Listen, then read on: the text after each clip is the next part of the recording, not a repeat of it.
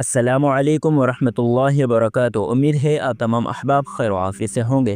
آج اس سیریز یعنی روزانہ عربی کے 40 الفاظ سیکھے کا 15واں لیسن ہے۔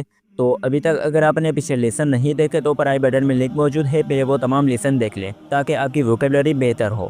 تو آج کے لیسن میں ہم دو قسم کے الفاظ پڑھنے والے ہیں، نمبر 1 خوبیاں اور نمبر 2 خامیاں یعنی برائیاں۔ تو آج کے لیسن میں ہم یہ سیکھنے والے ہیں کہ خوبیوں اور خامیوں کے لیے عربی میں کون سے الفاظ استعمال ہوتے ہیں۔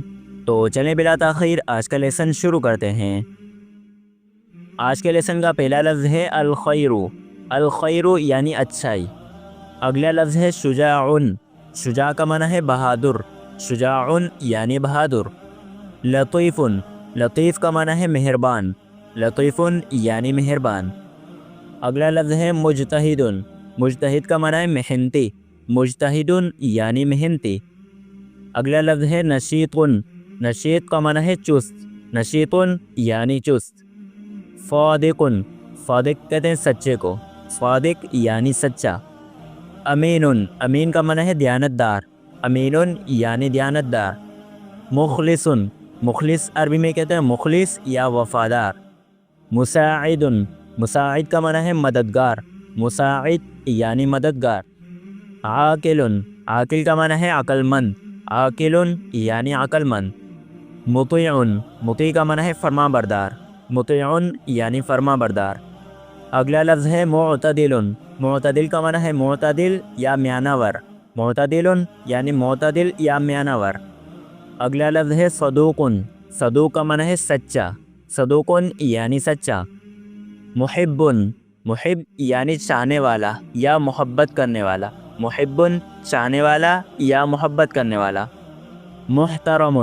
محترم کہتے ہیں محترم شخصیت کو، محترم یعنی محترم شخصیت۔ مسرور۔ مسرور کا معنی ہے خوش، مسرور یعنی خوش۔ اگلا لفظ ہے سعید۔ سعید کا معنی ہے خوش قسمت، سعید یعنی خوش قسمت۔ متفائل۔ متفائل کا معنی ہے خوش فہم یا اچھا گمان کرنے والا، متفائل خوش فہم یا اچھا گمان کرنے والا۔ رزین۔ رزین کا معنی ہے سنجیدہ، رزین یعنی سنجیدہ۔ عادت حسنۃ یعنی اچھی عادت، عادت حسنۃ یعنی اچھی عادت۔ وقور۔